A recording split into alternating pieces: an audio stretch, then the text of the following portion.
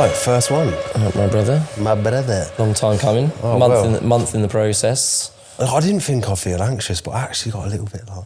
a little bit, part of it's the microphones and all that, but... Yeah. Check in. How are you? I suppose at the minute, like, pretty good. I think, in general, as a rule, life is unbelievable at the minute. Like, even considering some of the factors I've got going on, like, life's unbelievable. Like, the opportunities, the doors that are open, like... I don't think I've found anything in the last couple of weeks that's made me feel like I could wobble. You know what I mean? I don't think there's anything really that's made me feel particularly like, I don't know, or even in tricky minutes. Like, you know, on Friday I had a couple of dodgy moments where, you know... With your family? Yeah, well, not just my family, like my ex-partner as well. There was a few like moments of a bit of conflict, and I hate the conflict side of things. But you're good at reaching out though, aren't you? So you called me, we talked it through. You probably called 4 or 5 other people as well. How did you know? But I needed to talk about it, because sometimes, like, especially when you don't feel heard in a conversation. You mean when you're having the arguments? Yeah, but even like I don't feel understood.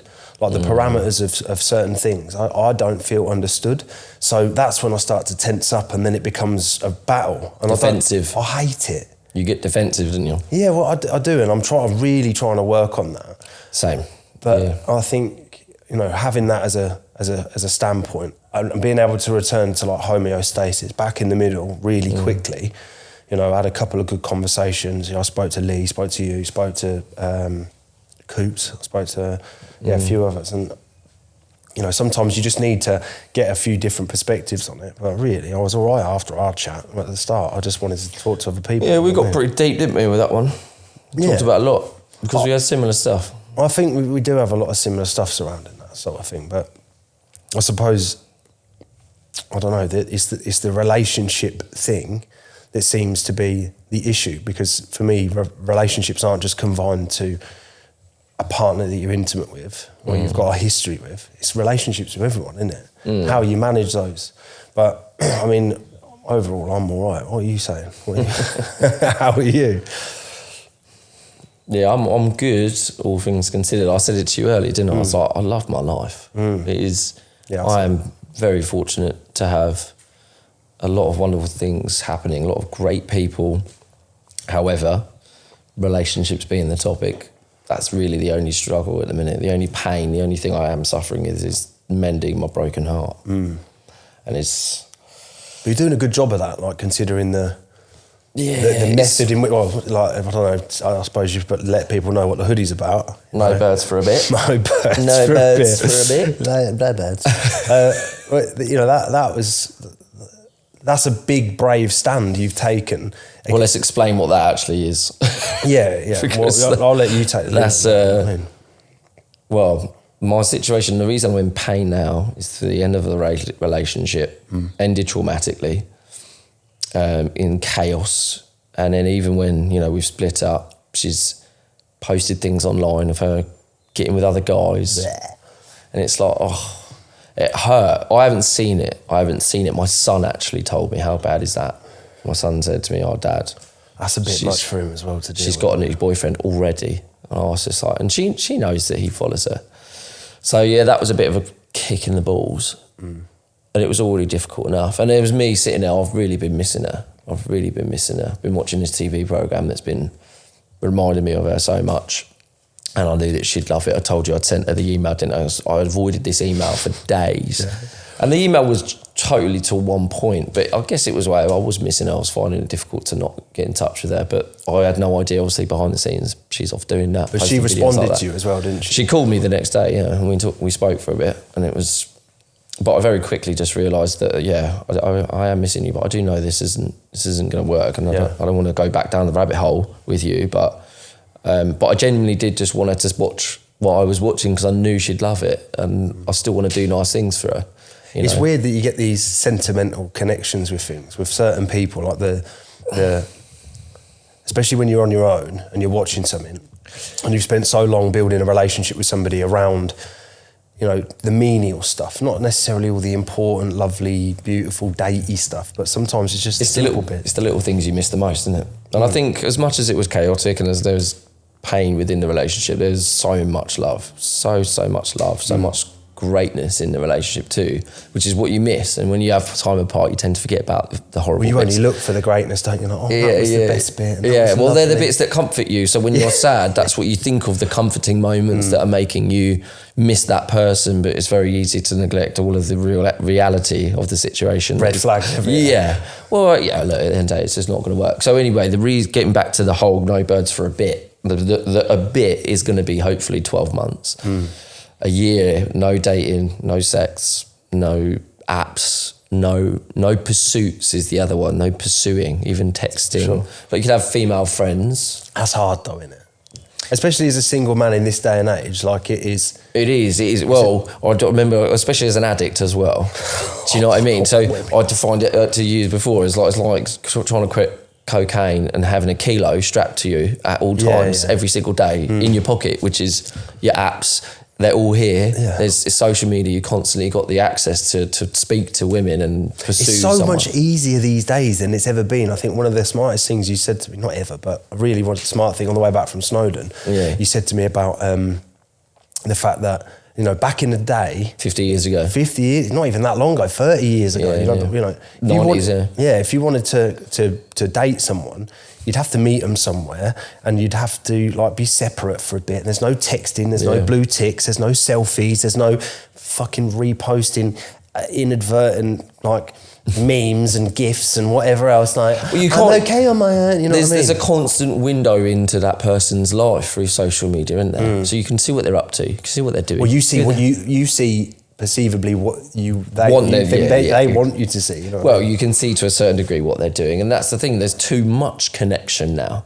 too much too soon in any relationship. I think that's what everything snowballs and goes 1,000 miles an hour. Yeah. But yeah, my goal now is to do those 12 months by myself. No dating, no sex, no apps, no pursuits, no anything apart from platonic friendships with women. That's okay.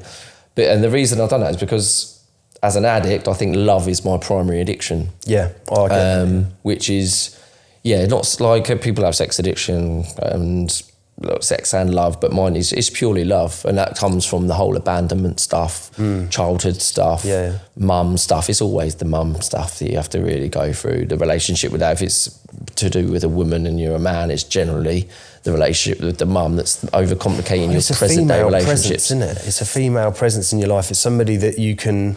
I think, because I've got a very similar feeling around the whole thing, haven't I? I think that, you know, I want to be with somebody, and it's like, even when I'm trying to think about my life now and moving forward, I always think about, the first thing I consider is like being in love and being with someone and finding the one. And it's so like soft and mushy, but fairy tale. It's a fairy tale, but I think it's just the thing that I've always wanted, and it may not be the most masculine thing, but it's something that I've always looked back on and thought, you know, every time I got into a relationship, especially when I've really clicked with them, like I go in too heavy and it's like flowers and letters, and it's like, because I'm a very open and givey, sort of lovey person, and I kind of think that's because that's what I want back to a degree. Like, I don't necessarily need it all the time, but just some.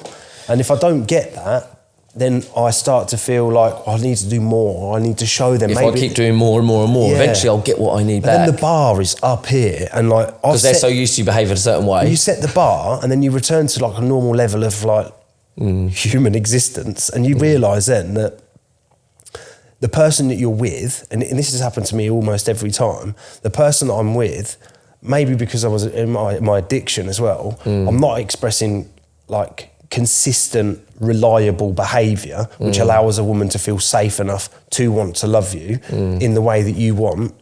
But also, I prevented myself from being okay without that side of my thing, because all I would think about is obsess. I love. I want you to have everything. Here's all of me, and then I'm secretly nursing a fucking drug addiction that I can't shake, and I didn't know how to shake. But you know, I don't know. Have you got a similar sort of feeling around that, or are you the same when you get into a relationship?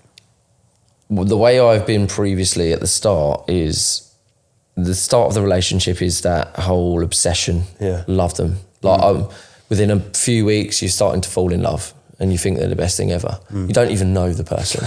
It's a joke. But it is. It's like I said it to you before. It's childlike. It's a child. So it's a child basically. Desperate, thirsty. Yeah. But Please. the thing is, what I've learned over the last 4 years is that if that's your general love language at the start of a relationship, what you're going to do is you're going to find someone who condones it. Yeah. So somebody who supports it. But generally, long term, that person isn't going to be right for you because you're only acting in the short term the way that you think you need to act in order to just connect and love bomb, basically. You love bomb them. And if you turn up as well to somebody that has come out of a relationship where they weren't getting any of that and they wanted that, oh my God, you're like, oh my God, this guy's amazing. Yeah, exactly. You know but the I thing mean? is, you set the bar, like you say, you set the bar way too high. You know, you're spending loads of money on them. You're taking them on extravagant holidays and everything else. The bar's so bloody high. They think you're the best guy ever. And then it's like, right, okay, I want a bit for me now. They're like, well, you've never needed that before. It was all about me. But I'd also you set put on out the this show. stall. Yeah. You set out this stall for the relationship. The boundaries of the relationship and how it is all going to work is based on how you're formulating it from the start. Yeah. And then you basically formulate something that doesn't work for you because you get to a certain point where you can't keep functioning at that level. Well, you've basically got all the cards in your hands, and you're playing. You know what card they got them facing you, and you're playing a royal flush out of the whole deck. And you know that you every time you see them, you're putting the best cards on the table. Yeah. And what you're keeping is the little jokers in the pack. You know what I mean? And every now and again, they start to just come out by accident. And when that happens, they start to formulate a distrust with that relationship. But then also, you've got to then start ironing over the cracks. You got to try and like start filling the gaps where, oh no, but I am always this way. And this is exactly what my last relationship was like. I am this way. I love you and you're the best thing in the world. And I want to give you everything. You could have put a lie detector test on me. I was telling the truth. But when you're nursing these back end problems like a drug addiction and, you know, I was just shit with money and I was just shit with everything. And I didn't know how to be fully available to the kids the way that she wanted me because I was only ever thinking about her. And like everything that I did was surrounded like, I wanted to do stuff for myself so she would like me more. So it wasn't really for you then? It was never, and on the surface as well, it all seems selfish because actually what I'm doing, it seems like I'm doing my own thing. But I don't want to get up at 4 o'clock in the morning to go to the gym. What I want is you to find me attractive. Yeah. You know what I mean? I want you to see me. So going to this length to get just some validation from them, essentially. I went to the lengths of and I will never talk bad about her. She's the most amazing woman. Somebody's going to be so lucky to have her. She's incredible. I can't be for her because I've distorted her view of me so much. Do you think it's more how you've behaved that's 100%. Yeah. I would never blame her for anything. I can't blame her for anything. And I think one of the things about accepting yourself as a man is taking full ownership of all your shit. And what I've not done is just say, look, I know I've got all this wrong with me. I've never worked so hard in my life on something than I have myself. And then it's seen, excuse me, as like a selfish thing. When you're working on yourself, it's seen as selfish, but actually you're doing it. My intent was always to be the best at serving them and giving them the best at who I was. And, you know, the ambition that I had was only ever rooted in, you know, providing for myself, obviously, and my family. And that was like out of a place of like lack. I don't have enough. I don't want to be a shitbag anymore. I want you to see me for the effort that I'm putting in. I just haven't got the ability to manage it. And obviously, when you do that for an extended period of time, gets tired of the effort. And then I started feeling like, why can't I get just a little bit? I'm a very simple man. I don't have massive amount of expectations on a woman. And this is with all my relationships. I'm not just talking about you know, my most recent partner. I'm talking about every relationship I've ever been in. Like I always need something from them. You know, I always need help. And at the moment, like one thing I've realised, especially in the last year, is I fought hard to get my relationship back. That didn't go the way that I hoped that it would. Do you think that your either subconscious or conscious reasoning behind doing all of the work on yourself was really to get her back? and again, I'll say it again, she is the most beautiful. She is the best mother. She has got her shit all the way together. She's got a great family around her. On paper, she's the perfect woman. She is the perfect woman. I've never looked at someone and thought so was that you saying yes then? Huh? Is that you saying yes then? You did everything to get her back? But what I'd done is I'd taken stock of all my stuff that was wrong. And I changed everything about me, but I knew she wanted me to be there for the kids, and I'm great with my kids. You've seen me with my kids. I'm good with my kids. I love my kids, but I'm not as like walk in the door, roll on the floor, play with them every night. You know what I mean? They're not that I think it's different for a man than a woman. I don't know. I could be wrong, but my kids are so important to me. But like being myself and having a life, not just going out and doing things. Like I don't drink, don't go out down the pub. I don't, you know what I mean? Don't do those sort of things. And I never really had a social life. So I sort of had always had a desire to achieve something important and build something from the bottom up. But every time I had those ideas, it brings in uncertainty and emotional complexity for her, because it's like, why can't you just be happy with what you've got? And I completely understand why she feels that way. But I'm really ambitious, and I'm ambitious in a way that is like, well, for me, the relationship turned the wrong way when I decided I wanted to go and sit with the medicine again, and I wanted to go and grow. Ayahuasca, you mean? Ayahuasca, yeah. So I've done it a few times, and it's really changed who I am as a person. Even the most recent ceremony I went through about 7 weeks ago. I'm night and day. But it's difficult for her to process that information due to the addiction. But the point of it is I had to realise in that relationship that I was giving up who I am as a person to try and make her see me in a certain way, because I didn't want to lose her to somebody else. Because I know she's going to be with somebody that's secure and stable and got a job and just wants to stay in one job. Do you not think that by the way that you're acting, everything that you're doing is based on her and her approval? 100%. So anything that you're doing is not really for you. And that's the reason but you eventually... seems like it is. It looks as a lot for anybody looking at, look how well he's doing for himself. It's like, actually, no, he's doing that because he wants her to tell him. Just want validation. Yeah, he just wants pathetic. Her. It's not pathetic.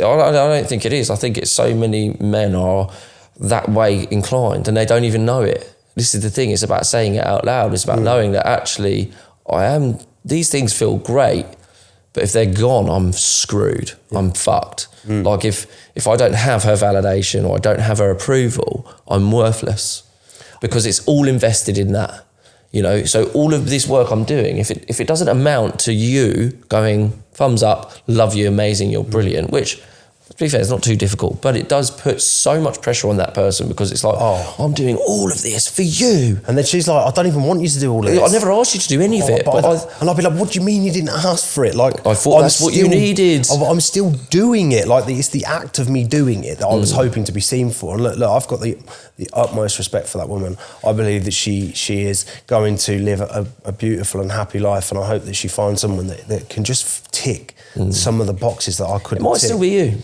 Do you know, I'm not, as for this like no birds for a bit thing, it's like you've turned my head towards the idea of just like being single for a while, and sort of growing myself as an individual, because I think that healing. Well, I think healing's such an odd word, in my opinion, when we relate to relationships, because I'm not suffering from our relationship. Like, we fell out of love a long time ago. I don't mean healing from the relationship. I mean healing you. Healing you. It's nothing to do. I think if we can heal ourselves, because there's dysfunctionality in your behaviour and myself. 100%. As you know, as I've called out, I've created dynamics in a relationship that don't serve me later down the line. That go way too far. So fall head over heels in love very, very, very quickly. Think they literally don't know them from Adam, but think they're the best person in the world. They're my soulmate. And then I read into all these like signs. Like when I met my latest ex, she lived in a place called Milton View. I live in Milton Keynes. Her surname was Campbell. My surname, where I lived was Campbell Park. It was like the universe. Yeah, it was genuinely. And don't get me wrong, I do think that we were supposed to meet. We learned a hell of a lot. Lesson or a blessing. Lesson or a blessing, and I think we're a huge lesson from one another. But I think the ultimate lesson I needed to learn was that, Zach, you've got some real healing that you need to do. I believe in the fact that when somebody shows you how, when you're disagreeing or you're upset and you're getting hurt within a relationship and their behaviour is frustrating you, it's normally a mirror of yourself. It's something that you've done. They're showing you where you're weakest because they're confronting your weakness daily. And so your weakness was, I need validation, and if you don't give it to me, I feel shit. And then that's your fault, you know. So how do you remove the need for validation? You remove the validation, right? And then you see what's left. You see how much pain you're in. You see how lonely you feel. You know, you see how desperate you start acting. What shit behaviours you've got. Love me. Yeah, like even me, like even today, you know, I was sitting there looking at Instagram. I haven't messaged anybody, but I was like scrolling through, looking at, look at this girl. She might be that. She might be this. Back in my mind, I've got a little fairy tale going on. But I said to you before, it's the child and the adult. You know, the child is the one creating the fairy tale in your head. Believes in. When I was a kid, I used to love like romantic films. Like even as a kid, like Bodyguard, one of my favourite films ever. I was in love with Whitney Houston because obviously my mum was so pissed and drunk all the time, had no mum, and I used to look at these women, and even Robin Hood as well, both Kevin Costner movies, legend. And but yeah, I looked at the like Maid Marian and her name was Marin actually in Bodyguard as well. But I used to look at them and think of them as like, these women could save me. Like they'll look after me. You know, and that imprinted on me, and that's what really drove the desperation to always have a girl in my life to make me feel safe. Don't you think it's weird how if you trace back a long time, and you see how your life's flavoured by little things, and like if I look through my life and like it's always flavoured by the pursuit of love. It's a driving force behind many decisions that you make. I'm a gentle guy, you know what I mean? I'm very loving and I want to be loved. And, you know, going through that process where you see that, you see that your constant desire for love and affection, it's not even conscious. You can't even tell or see that it's a real thing, you know what I mean?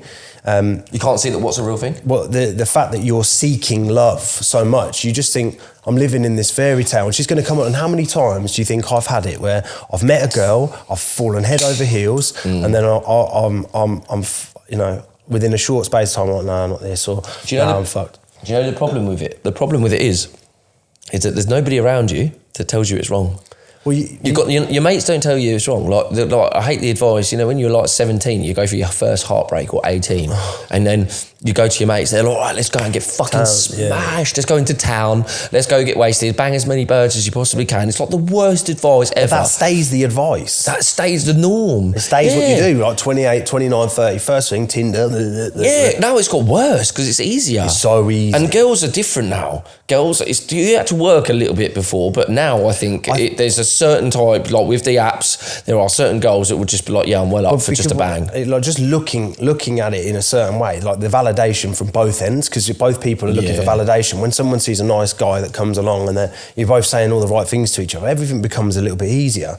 I don't know about the right things. I think the things that both of you like to hear, which basically just means you're both fucked. Yeah. That's what I genuinely think. Most people, like 98% of people on Tinder are just broken. Because if they weren't, that is the most controversial thing ever said. I'm not saying all dating apps, specifically Tinder, because Tinder is so just aesthetic, and it's literally like it's just shopping, isn't it? It's like bang, bang, bang. But I just think that if you're on there, and especially if you're really good looking as well and you're on there, means why have you found it difficult to stay in a relationship if you're that gorgeous or you're that handsome? There is something dysfunctional about you to be on Tinder. There is a problem. I've got a controversial thing to say. Like most relationships will start, and I would suggest quite a lot of relationships these days deteriorate so quickly because men get into that relationship and they are either drinking heavily, they've got a massive social life, they're taking drugs regularly, they don't like their job too much, and they're, you know, normally girls have got their shit together way more than lads. And then what we're doing is going through a period of time where men are traumatising women over and over and over again, cheating on them, disappearing for days. Like, I don't know how many women I know that have got like relationships, like, and I know 2 people, and I've got kids with both of them. Do you know what I mean? Yeah. You know, that's where I was the fault. I was the one that was corrupting their thinking around men. And, you know, I think that's just an all too common thing these days. And I suppose what we're doing as individuals, and what I'm doing, is I'm deciding to spend time developing myself as a man, giving myself the very best chance of being exactly who I say I am when I meet someone, and not needing their validation to prove it. Like, I am already enough. And I get that faith from the fact that I have ticked all those boxes myself. I have got my shit all the way together. You know what I mean? Well, this is it. And I think I'll go back to the self-worth thing, though. I think if you've got a self-worth that is so strong, which I don't think many people have. I think everybody has this. This is the problem. Everybody focuses on, like, the right girl.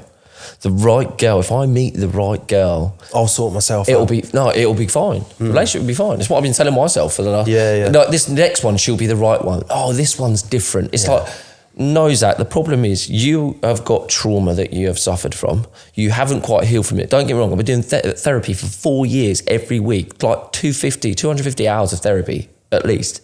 Plus a 40 hours. So what? I did a 4 week stint in rehab, which was 8 hours of therapy a day. That's fucking a lot. Intense. That's a shift. So yeah, I've done the work. I've been doing the work, but there's certain things I don't think you can heal whilst in a relationship. I think, and that is that, because I've looked at my track record, and this is the thing as well, right? If you're honest with yourself about your reality of dating and how you invested you get into it. So as soon as I got clean, I was straight on the apps. I was dating all the time. So the first year was just like, I was having fun. So everybody kind of condoned it. It was like, all the lads, if I told them what I'm doing, you've done so well done, you're clean, go and enjoy. Like, oh, great. So yeah, at that point, I couldn't really deny there was anything wrong with what I was doing, because I was just kind of enjoying my freedom. Okay, but in that year, I think I probably slept with about 9 people.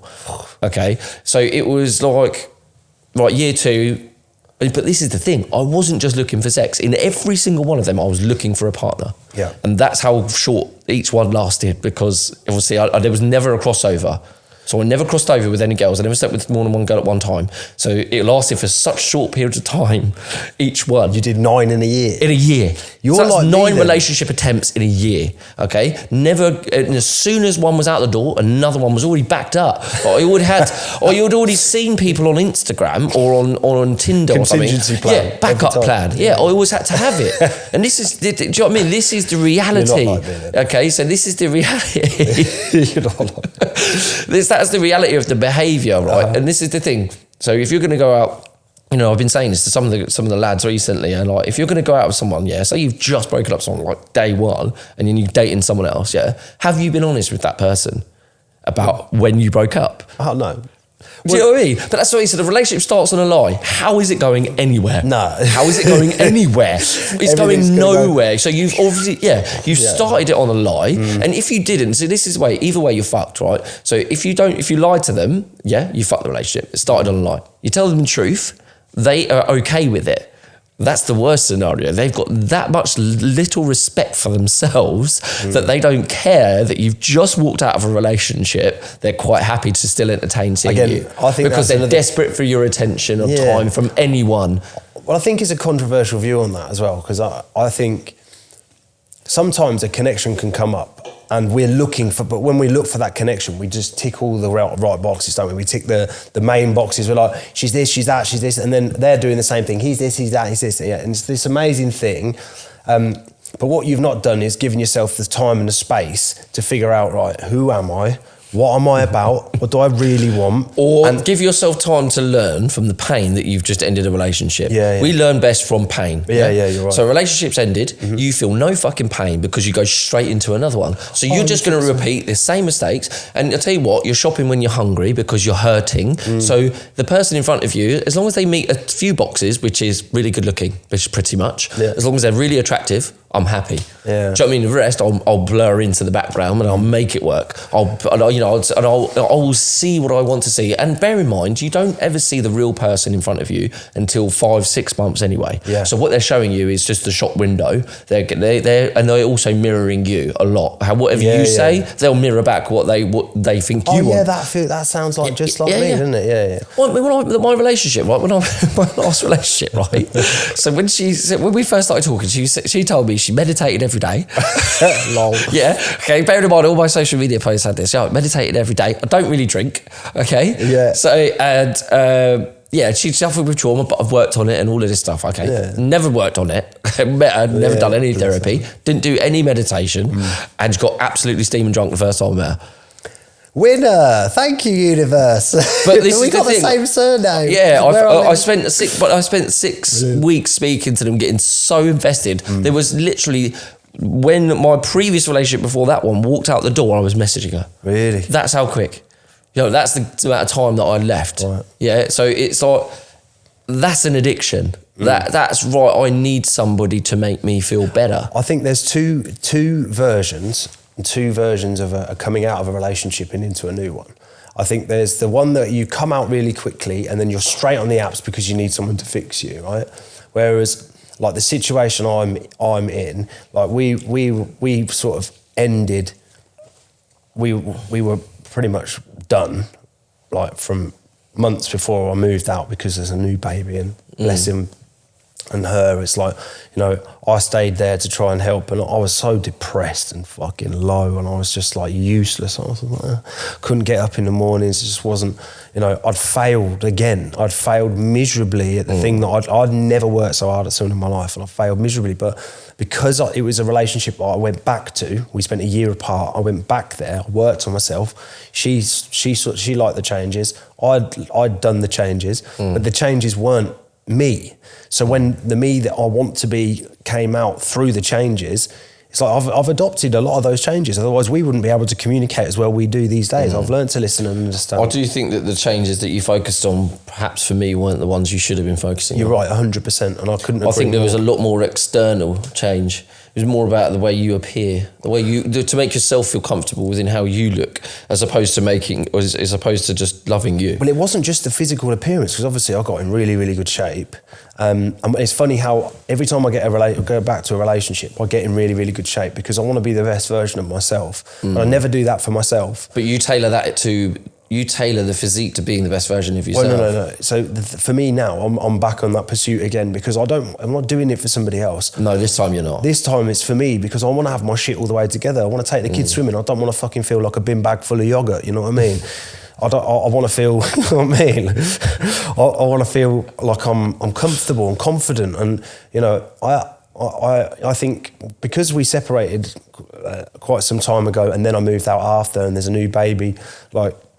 It's a very difficult dynamic, and something happened to me recently, and you're very aware of this. The dating situation. Yeah. So I just accidentally came across somebody, and like we just ended up talking, and it was one of them things. Accidentally? No, well, obviously accidentally there was.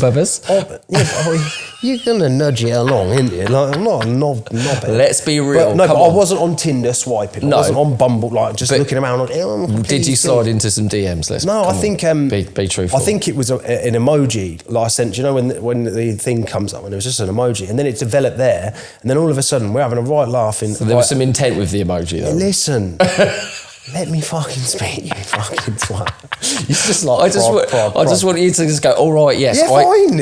I sent the fucking emoji. She's beautiful. What am I going to do? Good, okay. Fine. Let's on the page. Now we've ticked that box and we've damaged my dignity even further.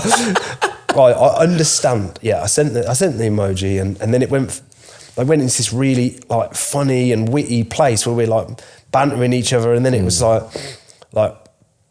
I loved it. And then we ended up on the phone, we ended up speaking. It was the first time I'd spoken to somebody in a really long time, and it was like proper click. And it wasn't like, I don't know how to explain it. It was a proper click anyway. I thought it was fucking... But you said to me before, is the only other people that you can say that were similar were the two serious relationships that you've had.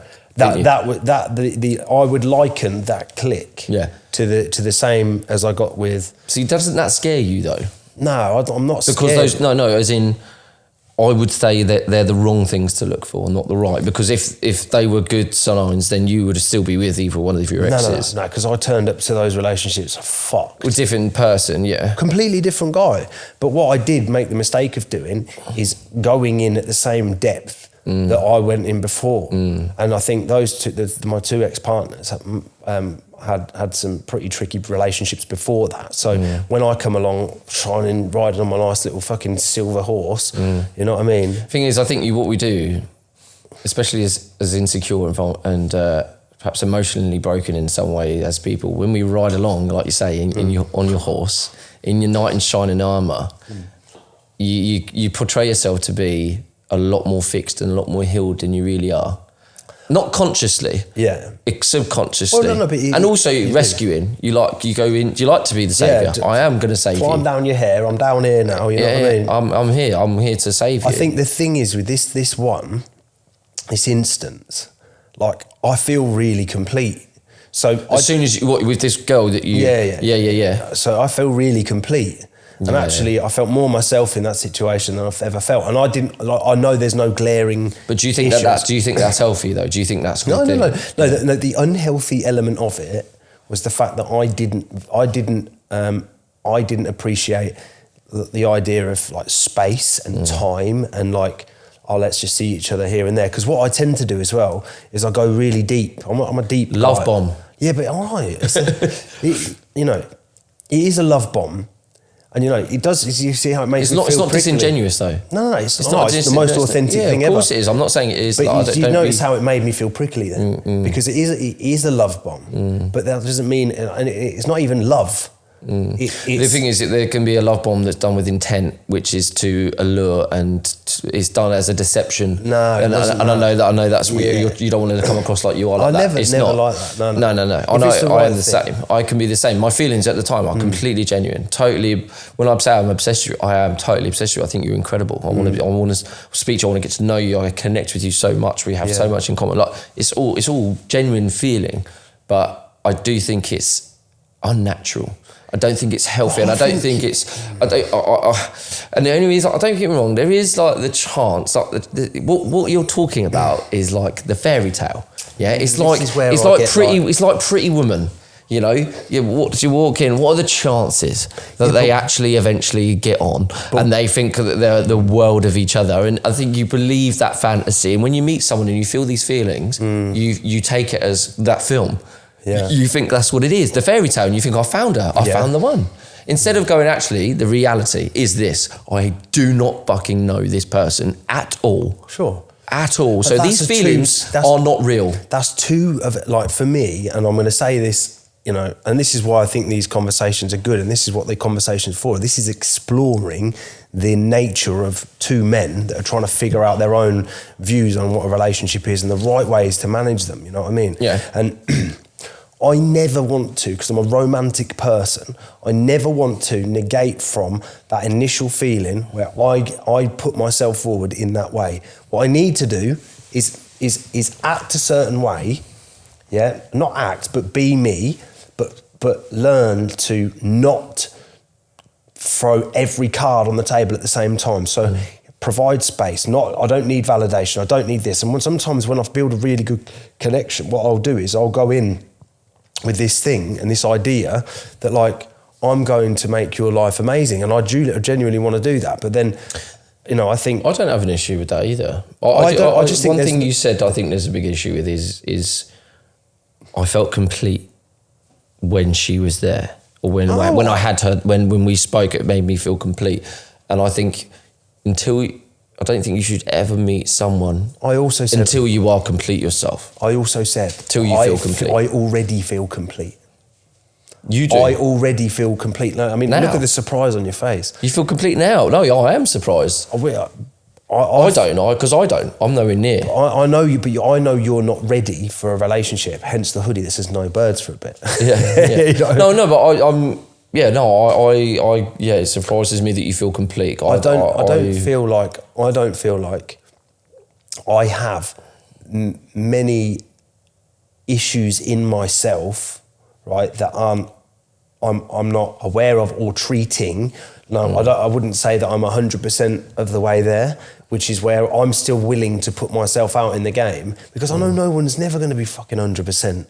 Are you ever going to meet somebody that's 100%? Are you ever going to meet somebody? Well, this goes back to my philosophy of saying, yes, you will when you are. But then that's your philosophy that then pertains to the concept and the idea of the fucking fairy tale. Right. Because it's a fairy tale. No, if you're secure, like I said to you, if you read the book Attached that I give you, you got secure, anxious attached, and anxious avoidant. So if you can develop yourself to be a secure person, you can date anyone. Yeah. Probably not an anxious avoidant because they're a waste of time. They're just going to hurt you. But you can date and build a relationship with an anxious attached. So your dating pool suddenly goes bang, like this. And you can meet someone as an anxious attached, which, as you know, that's both of our attachment styles at the moment. I'm leaning much more to secure now based on the work that I've done over the last 4 years, which is obviously the 4 years of therapy. That's getting me closer to the secure attachment style. Sure. But if you're anxious attached and anxious attached, you can build a relationship, but it's really hard because you both have to be willing to do the work. You both have to be really working really hard on yourselves independently and have the time and have the space and have the boundaries, and not, because bear in mind, your anxious attachment style forces you to go like that. But if you want to work as an anxious attached couple, you need to learn together to be like that and go together in the same direction. Well, that's interdependence. Like but if you meet an anxious attached, and this is what I say, that connection that you're talking about there, where you feel that wow, you're like what you said, that's just an anxious attachment. That's what all that is. I completely and thoroughly disagree with that. No, I don't. This is where I think what we've got to do then is explore that. Because where people normally will enter a point in a conversation where there's a head to be butt, I think what we need to do is then we explore that, because I think your view on it is fresh out of a relationship, and you've formulated this idea for yourself and how you want to be. No, it's research too. Yeah, sure. Research and books and everything I've read, which I've read a lot. Yeah, I've read a lot on relationships. Of course, and I understand that, and that's something that is deeply important to you, so you don't go through the trauma that you've been through again recently.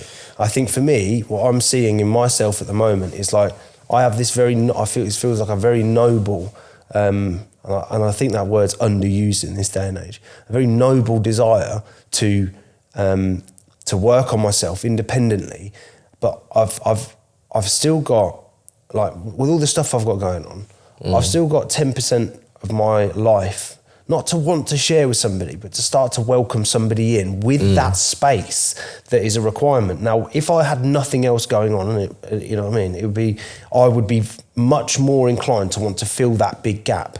But this is what I mean about being more complete. I've got great friends. I've got a great job. I've got this going on.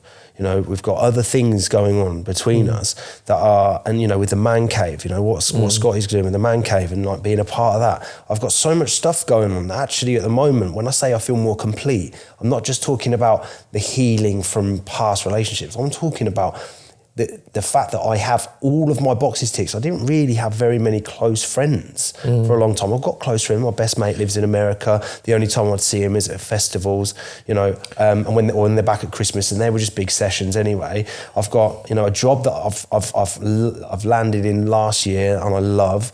I've got, you know, so many things now that I've got to a point in my life where actually I've got so much around me that welcoming somebody into that on a basis of like, I'm not going to jump into this 100%. So I understand your feelings about like the connection is just an anxious attachment. No, the connection was, I thought, completely legitimate, but my behaviour around the connection was an anxious attached.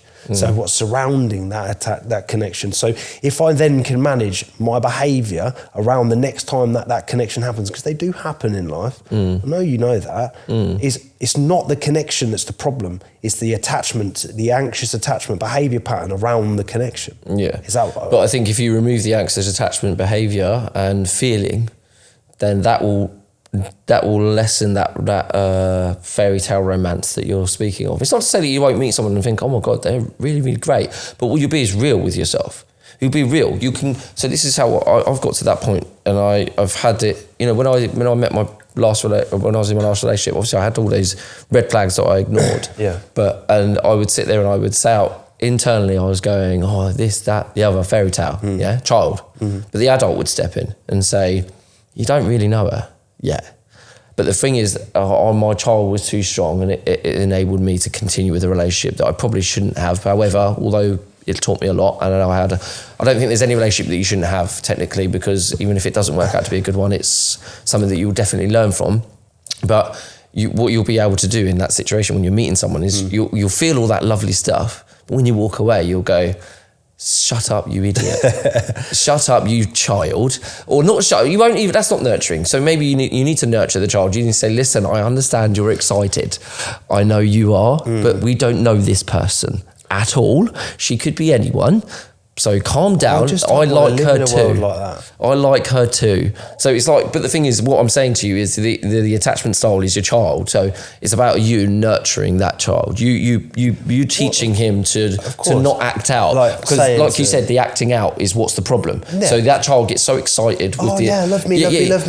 So and it has all these behaviours installed in him to try and get the person to stay with him. So that person, this child is acting out and telling and doing all these things, and you want to stop the child. So to stop the child, though, you have to be real and get him into the reality of saying, look, I know how amazing this feels. We've been here before, though, haven't we? Yeah, that's what you need to say to him. I don't want to live in a world where that's not a possibility, but what I have to do in the next instance that comes up is the child's going to come running to me and be like, I met this girl and she's the best, and oh my God, I love her. You know what I mean? And then I want to be able to sit down. After date one. Fine. Whatever date it is, lol. All right. But I want to be able to sit down with the child and say, you know what?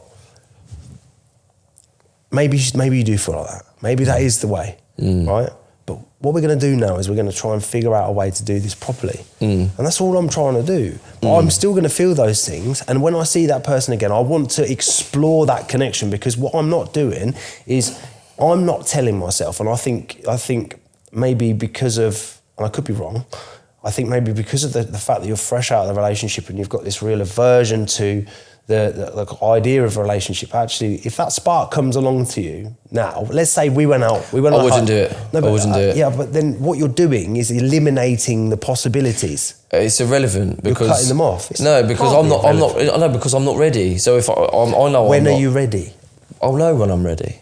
I know when I'm ready because and then when that magical spark comes along.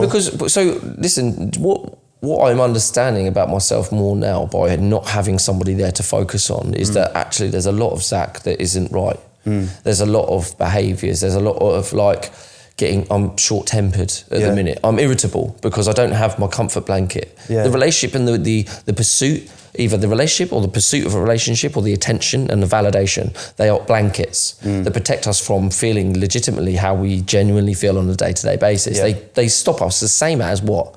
Drugs, exactly the same. As an addict, I don't think this necessarily applies to everybody, but as an addict, to us, validation is the same as drugs. It basically stops you feeling all of the things that are really there. It stops us. So with that validation, you don't have to feel worthless because it's there.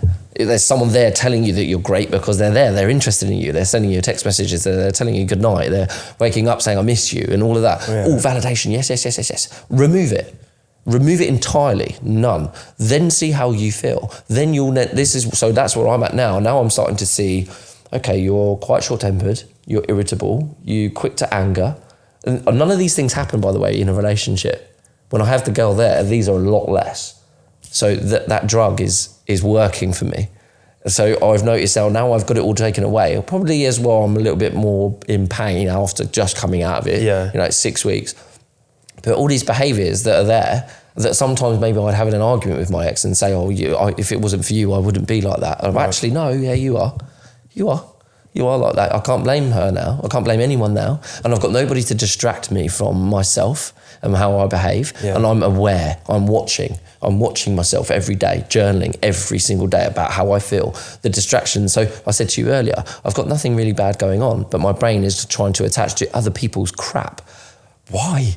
Why do it? Because I need a distraction. But you want something to it's the solving of a complex problem, and I think inherently men have a desire to solve problems. I think for me, that's how I feel. Is like even if it's subconscious, sometimes I've solved the problem through chasing and pursuing relationships, and I'm inherently. So you think you've solved the problem, or no, have solved the problem? No, I'm thinking at the time I'm solving the problem, and the problem is subconscious. So I'm not even aware I'm trying to solve that as a problem when I'm in the pursuit of a relationship.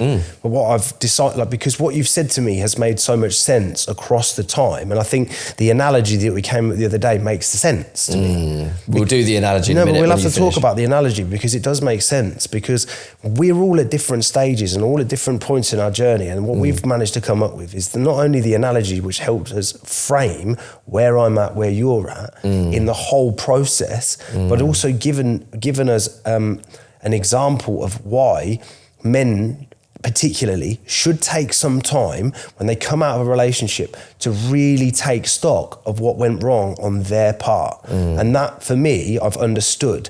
But I was already, see, the biggest thing about my problem previously, about the relationship I went back into last time, was I changed myself. And right now, I feel like I'm more myself than I've ever felt. And I am not willing to sacrifice that for anyone. I will continue to be and will always be exactly who I am. So the person that I do meet and that spark happens, I haven't got to fucking put any other work in. I am what I am. If you cannot take me in this way, that's fine. As long as I've not got any fucking, I haven't got fucking debt coming out my ear, I was on a drug problem or fucking cheating on, like, you know what I mean? All things that men commonly go into relationships with, you know, ill intent, not even conscious ill intent, but it's ill intent. For me now, it really is. And I could never be, this would be, you put a lie detector on me right now. I'm not actively in the pursuit of a relationship with anyone. I am open to the idea of a connection arriving in my life because my deepest desire, you know, I want to be successful. I want to have a beautiful family. I want a lovely home. I want a nice car. I want, you know, all of the material things because they're hard to get. I want to be in good shape because they're hard to get, you know, and quite a lot of those things I have already. And, you know, for me now, it's about just making sure that I am the very best I can be at all times, the best I can be, possibly. Because at times you're not the best. Life will turn up, shit will happen, and you will not be your best. But being with somebody that can then take you, that you're 99% of the way there, because I guarantee when you get into a relationship and it's a very highly emotional situation, a relationship puts you in a heightened sense of emotion, the time you spent on yourself is only going to treat the symptoms of that by a certain degree. You're not going to be 100%, otherwise you'd be Buddha. You wouldn't be able to, you'd be in a relationship like, anything you do or say does not affect me. What my life is does not affect you. I'm not saying that's what you are. I'm saying that's what one would have to be in order to just go through a relationship in a pain-free way. Relationships are hard. Relationships are definitely hard, 100%. But I think they're easier if one of them if one of them's secure. 100%. Do you know what I mean? And if you've worked on yourself, and the thing is, bearing in mind, right, I had 29 years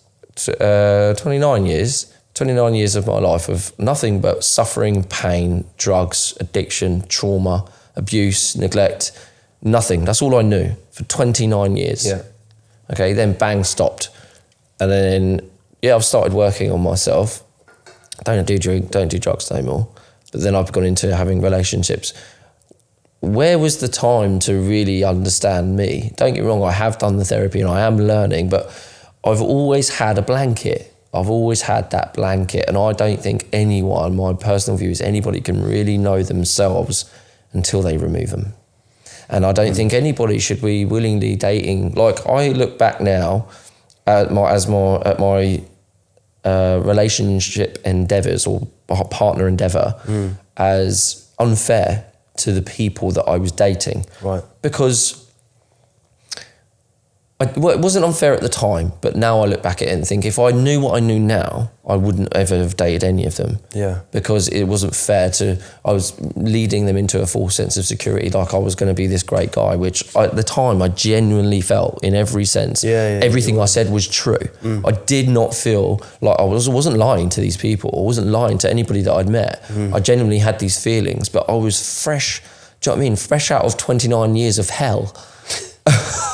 Do you know what I mean? And I hadn't fixed what was broken, and I've done 4 years of therapy on fixing what's broken, and I'm still not fixed. Yeah. Okay, so when you say to me you feel more complete, and I know that you haven't done any therapy yet, I'm like, you've had similar different difficulties in your life, and I'm saying, how? What magic thing have you done that's made you complete? Do I have to say the word?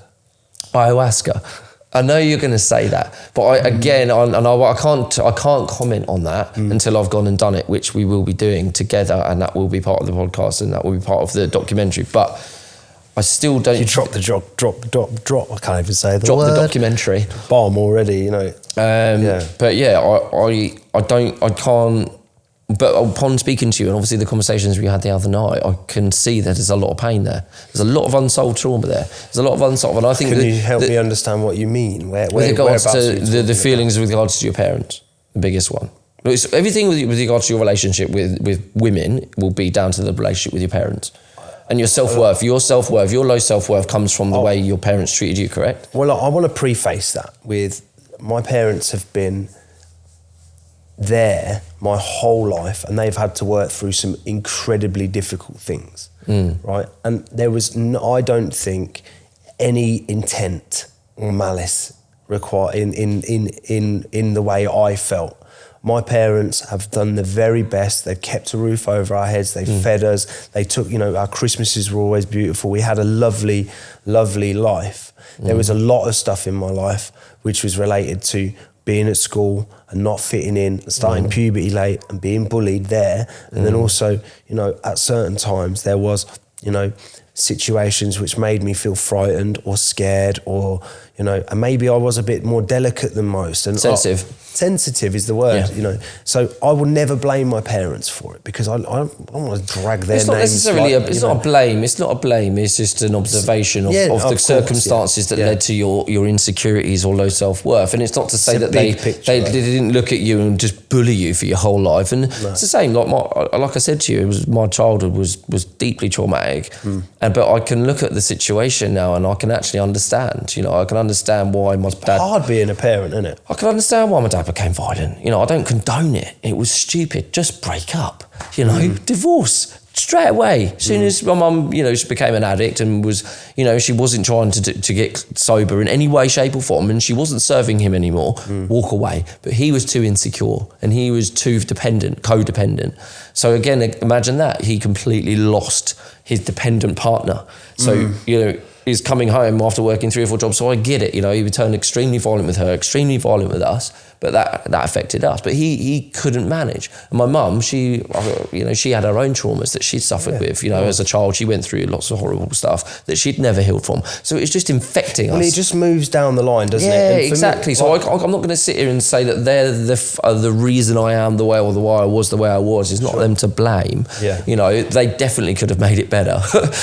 But there was many circumstances that led to my insecurities and my low self-worth. But this is the thing about trauma in any sense. It was not your fault it happened to you as a child. It was never your fault that it happened to you. When you get to a certain age, it is your responsibility to fix the damage. And that's the unfair thing. Otherwise you're just going out there and causing shit. I'm an example of that. Like I've caused so much.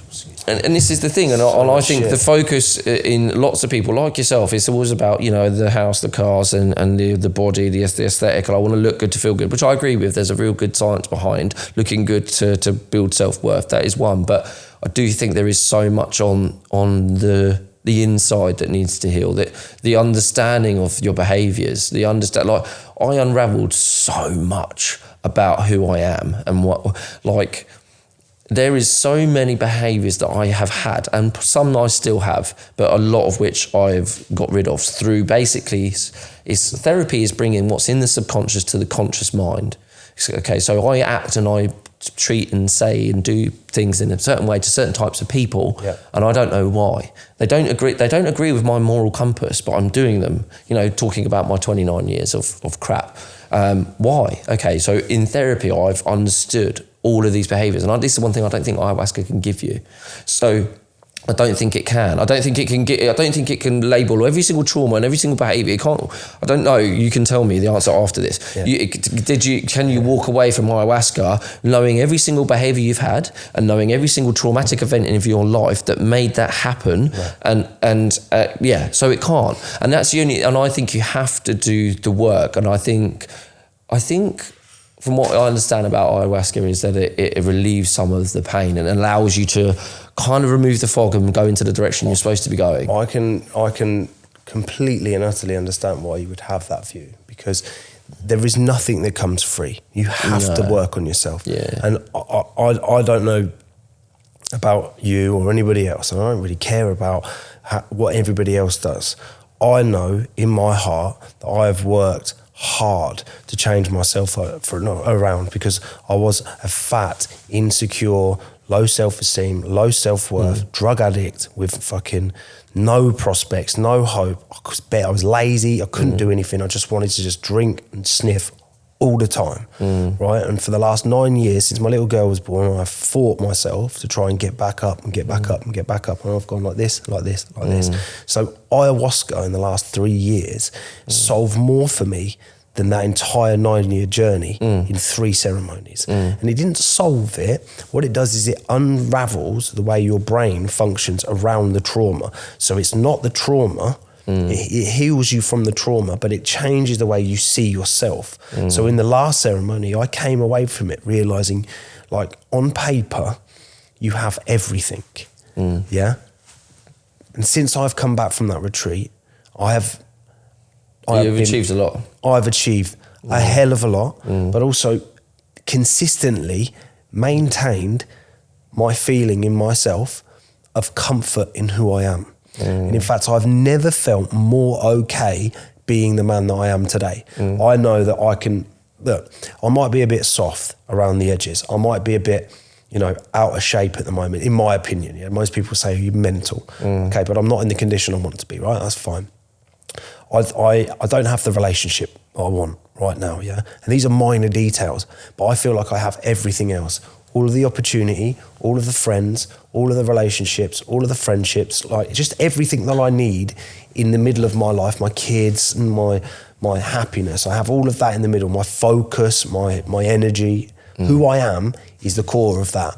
And then these other little minor details will come to me when I'm ready. But I can promise you that, I know this is going to happen, which is why I want to shoot this whole thing, is when we come back from the ayahuasca, I promise you the podcast after that, you will have a very different opinion on what that can do for you. Because if you say that you've spent time working on minor details, big details, minor details, whatever they are, trying to change the behaviours, yeah? But what you're trying to do is change them from your conscious and drill them into your subconscious, yeah?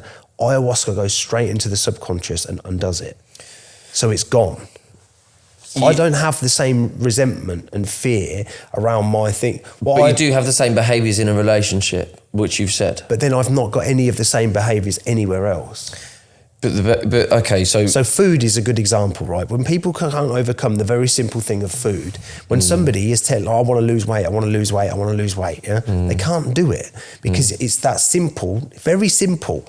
Don't eat shit, go to the gym. Eat less calories than you're going to burn in a day. Lots of people can, though. There's some people that can't. There's a massive portion of this country that cannot do it. Otherwise, Weight Watchers and fucking Slimming World wouldn't exist. Yeah, because people are perpetually on a diet. How many people do you know, I lost weight back then and now I'm not there anymore? Because people lose weight. But like this is something you've always been able to do, though. Yeah, but I've never been able to keep it off. Yeah, I can get in good shape, but you're yet to see whether that's going to stay like that because you're at the beginning.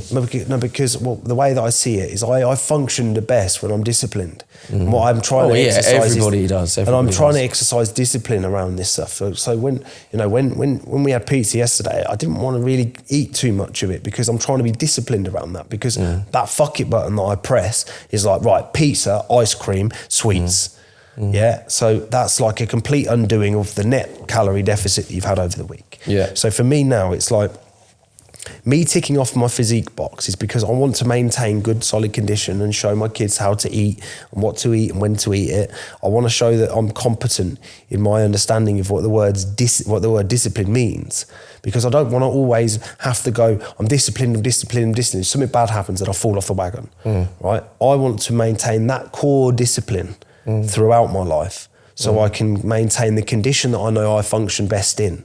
So it's like giving myself the most reliable car to drive around in, and I like the car. Yeah, it's a nice car that I've bought. Is this linking back to ayahuasca, or have we got No. We've sort of just gone off piste a bit. But I'm just trying to say to you, like, the whole thing with ayahuasca is I realised that I was enough to get all of that stuff that I want. You know, the body, the relationship, the thing. Because what my biggest problem was, and what I didn't see, is the validation has come from that. Like the last relationship thing that I had, it wasn't even a relationship. The last time that I felt a connection with somebody, yeah, right? When she was like, no, there's too many tricky things involved in it. I can't do it, yeah. I didn't go off all sad and depressed. It was like, no, I'm sweet. I'm enough. I'm cool. So that's changed. So all I've taken from that situation is like, okay, now the behaviour next time needs to change. I didn't go off in like, straight out Tinder, blah, blah, blah. I just, it's fine, it's cool. I appreciate your decision. So with the last time you did the physique thing, which you did to the highest possible degree. Yeah, sub 10%. Okay, so with that came lots of validation through posting social media, correct? Lots. I think you posted a lot of social media, didn't you? Yeah, but more everywhere else. More wherever I went. So do you think this time round you could not post any photos or videos of your physique? I wanted to I'm having a photo shoot when I've done it. Yeah, but not to post online, just for you. My photo Make it just for you. Yeah, well, the last one was, right, because when I achieved that, I took my little girl on a 3-hour car journey to go and shoot with a guy. Yeah. Matt Thomas, he's fantastic guy, a really great shoot, because my little girl was there, she put her gym kit on and we trained and we went round and I told her what all the stuff did, and I demonstrated to her. We went another 5 guys after, and like I demonstrated her what the ethics of doing something important for yourself is. I did. But this is what I'm saying. If you're doing it for yourself, do you need to post any of it on social media this time? I understand what you're saying. What's the point? Because I think you have a very strong view on the fact that everything that you do that you need to tell somebody else is for validation. No, if you're posting on social media, I believe it is. If you're saying you're doing it for you, why does it need to go on there? Other than people to tell you look good. Well, that timeline actually I looked through earlier when my ex-partner asked me to remove the kids from there because it's now public profile. Is there any other reason though that you can say? If you let me get to the end of the point, I'll tell you. Like, so when I went on there, I actually went back through my timeline and saw who I've become over the term. I actually went back through my own social media and saw from the very start of my journey, when I set it up in 2016, when I wrote my first book, when I did my first fitness journey, and I've watched from there. So you think that's the good benefit to have? To be able to look back. Couldn't you just do that in your own photos though? Of course. So where's the benefit of putting it online? But then, like... What is it about putting it online? I'm finding this really prickly. Really prickly. Well, that's good. It's not. Because it means it's touching a point that... No, I think it's just over egging a viewpoint on validation. I think it's way over egging it, because we all use social media, and then you've got a very, very stern view on filters. I don't think anyone should use filters ever. I don't think everything's validation. Everything's this and that. No. I said I don't think that people. I think people that use filters in every single photo are insecure. That's what I said. I didn't say people shouldn't use filters. People can use filters. People use filters for their business, for their marketing. If they're selling their body, as in terms of being a model and everything like that, filters are absolutely fine. But somebody who's using it, and if someone is using filters to a healthy degree, where it's like, I don't know, the odd one here and there, that's fine. But if your every photo is a filter, it's a problem. It's a problem that and I think it's unhealthy for the person doing it, because they keep getting this view of somebody that's not themselves, and they get disappointed with the mirror, the real mirror. So it's not just a validation then. I'm going to say like obviously as a person in the terrain that's out there in the world now, there's always going to be a bit of validation. There's going to be some degree of like, please see me for the work that I've put in. But I promise you that everything I did, right, is because I knew how much I'd suffered in my life. And I don't mean at the hands of other people and whatever else. I suffered internally. I was broken and I was damaged, and I found a way out, and I kept finding new ways out, and I kept pushing. And one thing that everybody that I know, my family, everyone, is I don't fucking give up. I never give up. If I want something, I will fucking fight tooth and nail for it. Why do you think after putting so much work into it, you kind of hit a bit of a reset, a bit of a snag? Because I know exactly what it is. Like I went and sat with Ayahuasca twice, and I came back into the relationship, and I was like, you could draw a line in the sand where I got better, and I went forward. I did a course. I paid $2,000 for the course. Great course. I went through the whole process. I wrote a fucking 25,000 word essay on it. It was 60 hours of content. I did it twice, right? So I went to an unhuman level of effort to get better at relationships, which I still have a great capacity for. But the relationship I got back into, I started to realise I don't get what I want out of a relationship, not what I need, what I want out of a relationship. And, you know, to notice that, I started noticing the changes in myself as being not me. And then when I expressed my desire to go and sit with the medicine again, she was like, I don't want you to. And I understand completely why. Again, I'm not going to talk bad about anyone. I understand. I get it. It's fine. But I just felt like, no, I can't be myself. And then the more I moved through the relationship, I just felt less and less like myself. And then by the end of it, I was just like, I went to a couple of festivals. I fucking love those festivals. I love the music. It's such an important part of me. People will get to know it, and people know that is a massive part of who I am. I can't get rid of it. I can't shake it. I don't want to shake it. And I got back from a couple of those festivals, and I come back and I walked through the door and I was like, this happened, that happened, I saw this, I was there, this happened and that happened. She's like, oh yeah. And it's nice that she lets me go, but I didn't feel... That sentence itself is bad though, isn't it? Yeah, I just She lets me go. Yeah, but, well, she allows me to do that for myself, which I appreciate her doing, because as a drug addict, it's difficult. It's not difficult to put the trust in someone. Yeah, but when I realised that I was unable to be myself, I'm silly. I'm a bit soft. But what she doesn't like as well is the aggression I have in me, like out in the world. I'm not scared of anyone. I don't find confrontation difficult. I don't find I have no problem saying something to somebody if they need to hear it, and I've got no problem standing up for other people in public. I won't watch someone get bullied. I can't do it. But people think, oh, she, you know, there's a soft element to me, but then there's this manly, I'm not afraid of confrontation, but I also don't like it. I don't want it, and I'll do a lot to avoid it. But I really feel like, you know,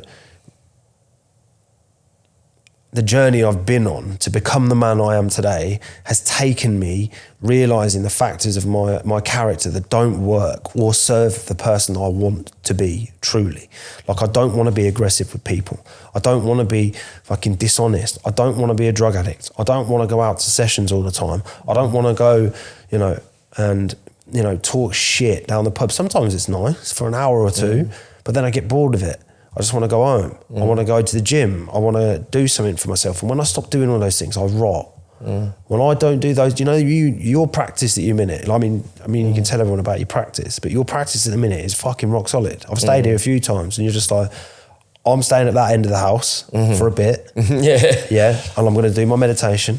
I'll do my breath work for half an hour. Yeah. I'll do my cold water. Yeah. I'll get out of bed when I want. And then you can have some of my time. Yeah. And because I always think it's just about, for me, that's my understanding of healing self-worth is healing low self-worth, is to do those things every single day for yourself, no matter what, no matter who's there. And like, I think you've acknowledged it as well yourself, and what you do is that you have these routines, but when you get into a relationship, you start to compromise them because the love's better. Love me. I don't know if it's about the love's better. You don't want to let them down, or you don't want them to think that that's more important than how much you love them. Yeah. And it's you don't love them, but you've also got to be willing to set boundaries and say that, look, I need to love me and give this to me so that I can be the one you want me to be. And if you keep saying, but this is the clever thing that I see that happened in my relationship was, they won't say, no, you can't do that. But it's a look. Yeah, but it's a feeling. Why are you going again? It might be a look, or do you need to do that? It's not. They're not going. You can't do it. And then if you end up stopping, they'll go, "Oh, I never told you to stop." But you didn't make it easy, and you weren't really supporting what I was trying to do. You know what I mean? And I think a healthy relationship should be, you know, my ideal would be that they understand how much you need to do for yourself, and they respect it and they support it, and they would expect it back the other way. That brings up a good point. To you, what is your ideal relationship? What, like, to you now, as a man, if you were to say, you know, that because it always starts with attraction, as particularly out in the world. The first thing is she looks great. Second thing is the bond where you're like, oh my God, she's funny, she's cute, she's witty, blah, blah, blah, right?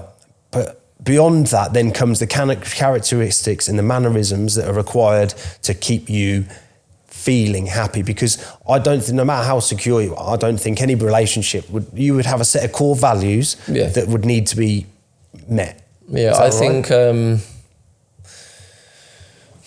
the values of the relationship is quite simple. In terms of what do I want from them, like the physical is important for me. I think I need to be really attracted to them. I have to be. To a certain degree, there has to be a real level of attraction, both physically and emotionally, you know, with their personality and with the way they look. But they have to be both. I can't just have one. That's just me. You can say I'm vain, you can say I'm shallow for wanting someone who's aesthetically as pretty as they are on the inside. I'm sorry, I disagree. I feel I deserve both. And they deserve to have both too. Yeah, sure. That's just how I am. There's just got to be trust. There's got to be trust, but this is the biggest thing. This is the one that is difficult, that lots of people I think will struggle with, is you have to argue well. You have to be able to argue really well with each other. You have to be able to disagree well and not be horrible and cruel when things are getting difficult. And if you can do that and you respect the person, you've got the attraction, you know, you admire them. They admire you, they adore you, you adore them, and you can argue really well. You can support each other in your arguments, even when you're against each other. If you can do that, I think you've got a really good shot. It's not to say that it would definitely work, but I think if you can tick those boxes, and I think that's what I struggled with. I can't argue well at the moment because I can get triggered, and so could my ex. We both have childhood trauma, severe. And when it got heated, it got really heated. And I had got to a point where I started to learn to not say and do things that really triggered me, that were horrible. Because if I got met with something really horrible, my instant response is, I'm going to throw something as vicious, if not worse, back at you. That's not a nice place to be, is it? When you It's not. And and I did work through therapy with this, and the way I learned to stop that was I wanted to. So again, this is why I always say promoting therapy is that where does that ability come from? Because I could cut through.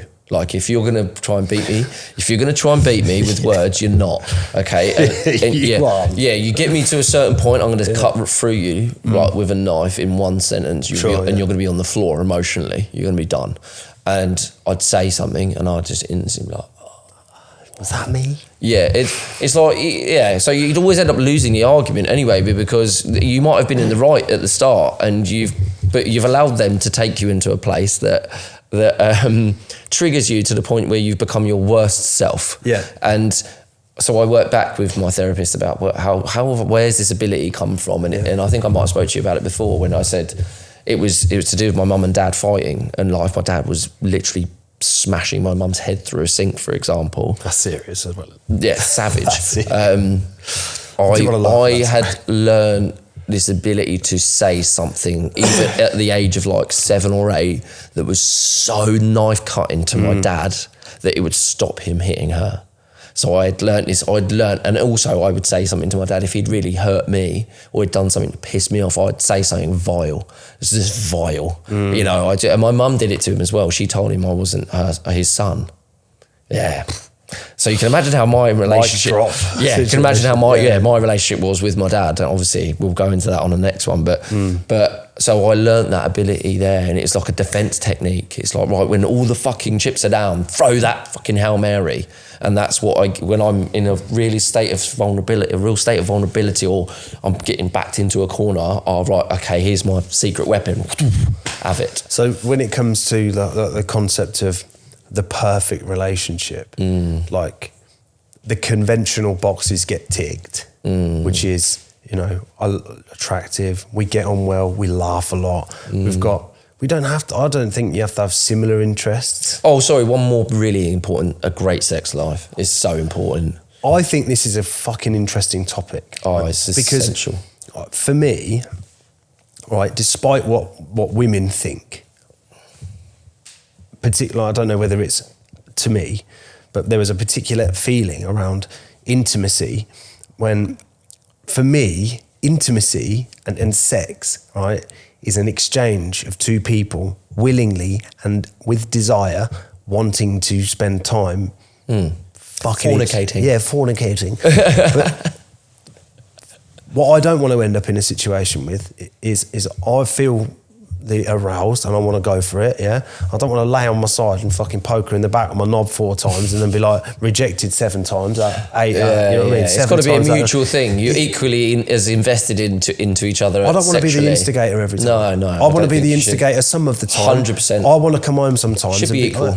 I think that for an important factor of the sex life, for me, just for me, I don't care about what anybody else is like. We're all different. Some people like fucking really weird shit. I don't mind, right? Like, if I was to talk about it, 70% I want lovey-dovey, cuddly, fucking lovely, yeah? 30% of the time I want to be disgusting, yeah? I want to be disgusting, and that's fine.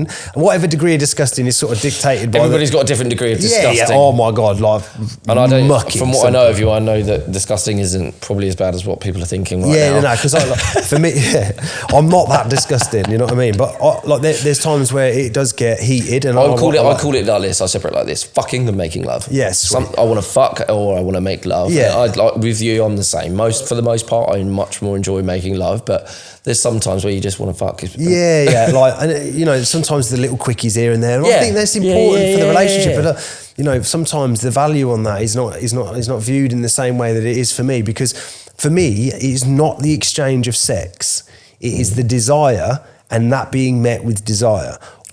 Being wanted and feeling inclusive. Like, I don't want to come in and be like, oh, you're gorgeous, I love you, like, and then like later on we get in bed and I'm trying to fucking poke you with a boner. Like, I don't want to be very regimented and orchestrated. I don't want it to be like that all the time. I want it to be like, sometimes, like, this is where it goes back to me being very simple, right?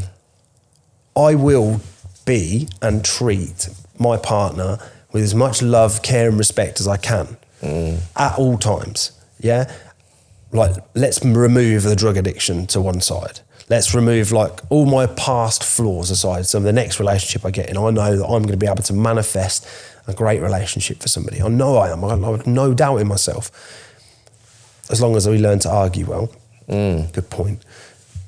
But for me, like, having the core love for each other and the ability to go and do your own life and they go and do their own life. Boundaries, yeah. So I've never learned about boundaries. I used to always get annoyed with my ex because she used to talk about boundaries a lot.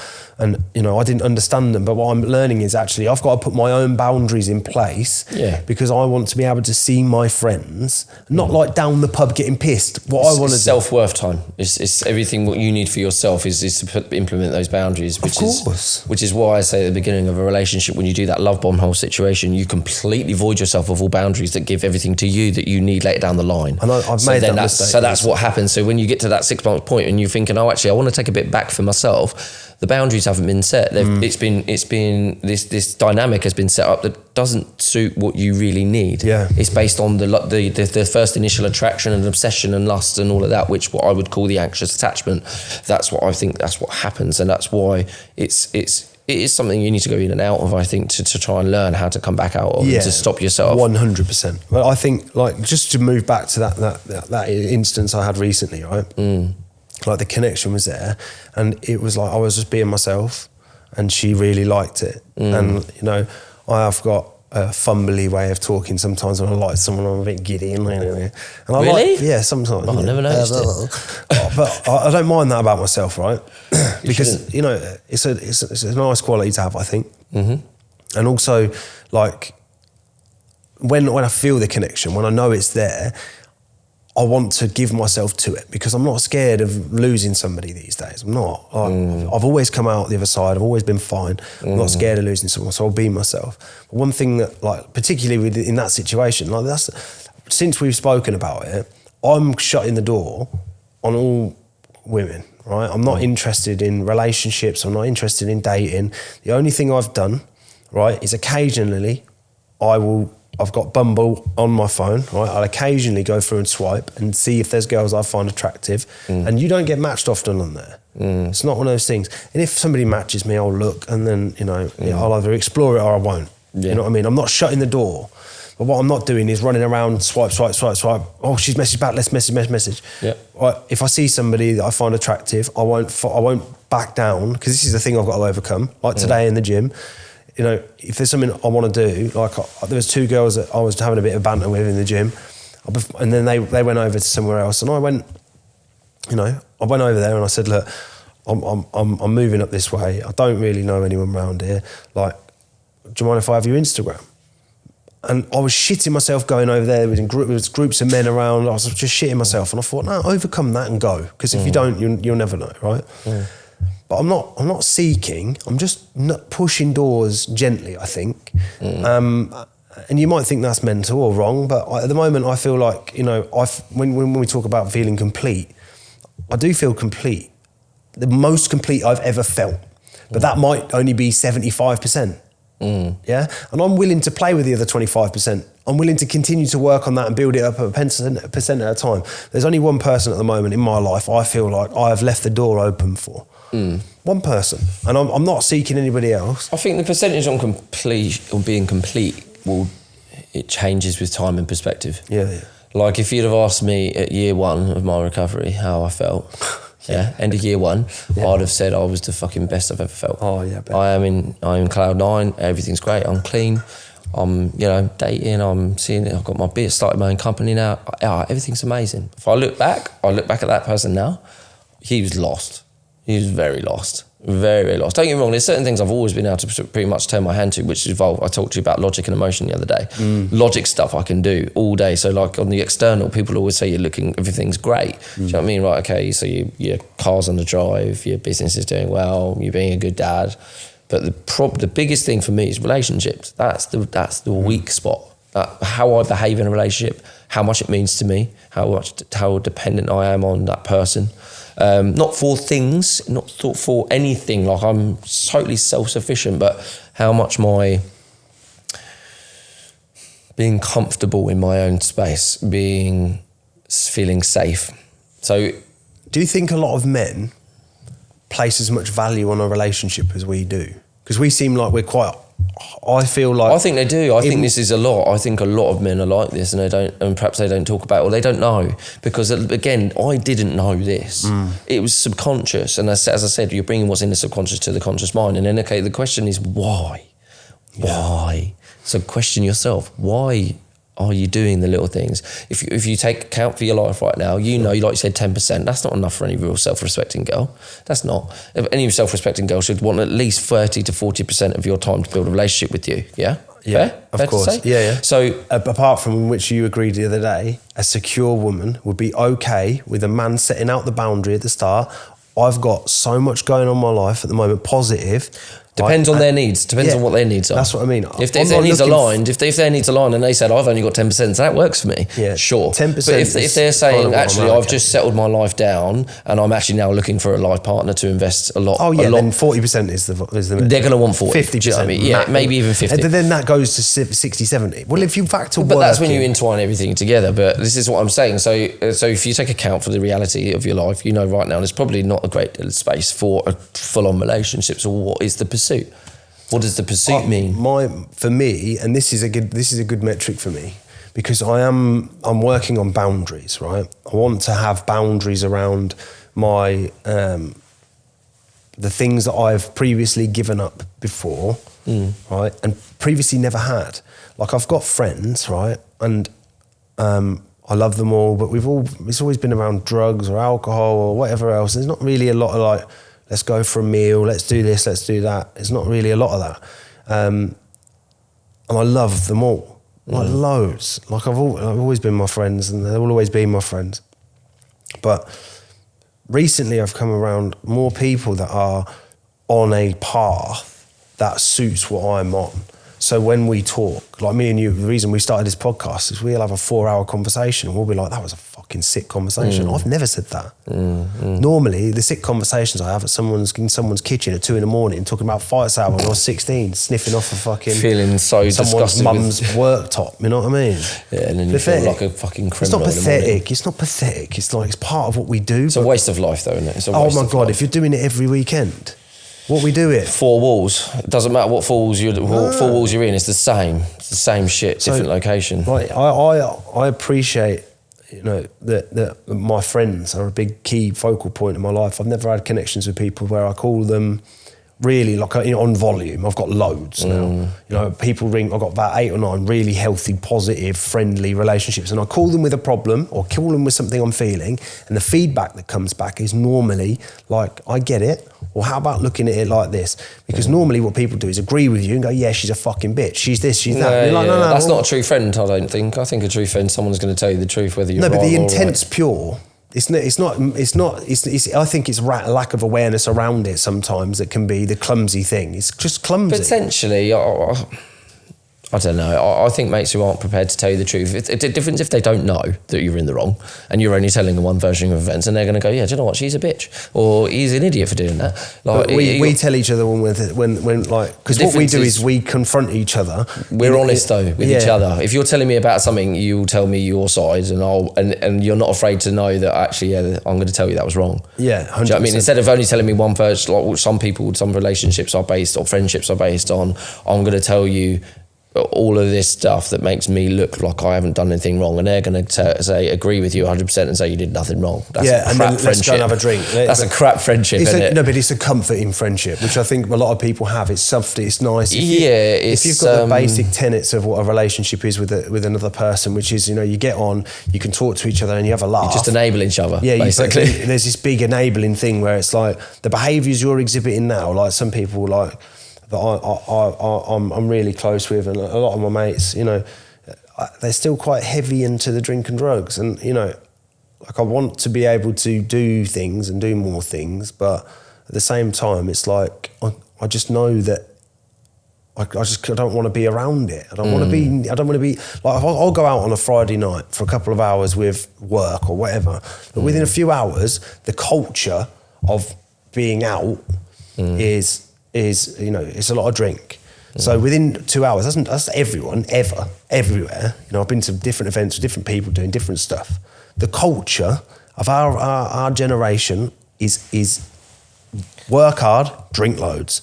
And when we drink loads, but when we drink loads, right, within 2 hours, the conversations are getting a bit airy-fairy. They're getting a bit, like people are starting to get a bit drunk and slurry, and then people are repeating stuff and spitting. And then what happens to me is the depth of conversation goes down. Diminishes very quickly, doesn't it? But it can go deep when someone's drunk, but then start finding out things you shouldn't know. Yeah, but then also it's deep in a different way, because it's like, well, you know, it's not coherent. There's nothing really genuine about it though, because the next day they either don't remember or they're so ashamed of themselves, and you're walking away thinking, well, actually, it meant something to me, but you feel ashamed about it, or you don't even remember, because they were perhaps confiding in you about something that was really, they don't really tell anyone. They started crying, especially, that always happens. There's always one cry. There's a lot of cries. I used to be but yeah, it's all right if you're both drunk, but that's what we've grown up with, isn't it? You go out and you get all this stuff out that when you're pissed or geared up,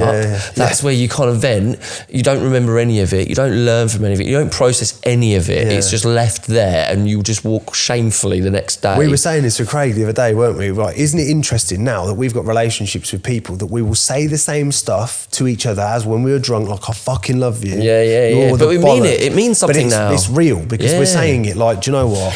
and this is what I think a lot of the demographic of our generation are missing, is the capacity to actually call one of your friends, have a conversation. At the end of the conversation, I say every time I'm on the phone to you, every time I'm on the phone to Scott, I love you, mate. I'll see you later. Yeah? And we always say that to each other because like there's a thing in that we know that no matter what it is, I can ring any of the Craig. You know what I mean? I can ring any of the lads. Yeah.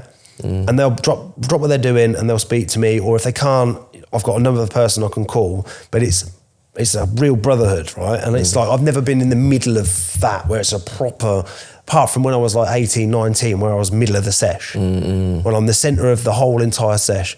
And I don't know how I could possibly value something more than the connections I've got around. So we've gone off piste here, because I was sort of saying about, you know, how important my core friends are. Well, I think that was all about the how you're saying relationships now, because you have those friendships and you know that if you were going to go into another relationship now, you would never sacrifice what you got. I wouldn't sacrifice my relationship with my friends. And what I would like to happen is, let's say I start seeing somebody and I know that I've got my work, I love my job, I've got my work, I've got my podcast, we've got the thing, the other big project that we're working on for the summer, which is, you know, going on retreat and you know, doing 2 weeks in Peru, which is going to be filmed. It's going to be amazing.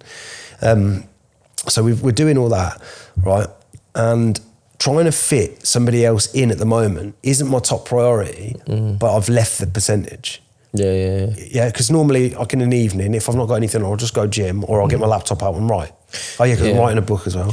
So all of those things I won't give up. But what I want to be able to do is say to myself, well, now I would like to explore a connection. If it's there, there's a masculine energy in the fact that, okay, I don't need you. I've still got my stuff going on, but you know, I'll call you. We'll speak. We'll arrange to go out. You know, I want to go back to like what you said, that classic dating scenario. And I really feel like I'm natural, organic.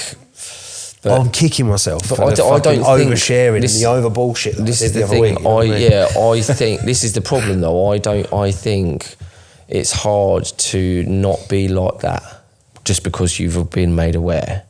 Because knowing and doing are two different fucking exactly. things. So I'll give you an example. So I had 5 months off.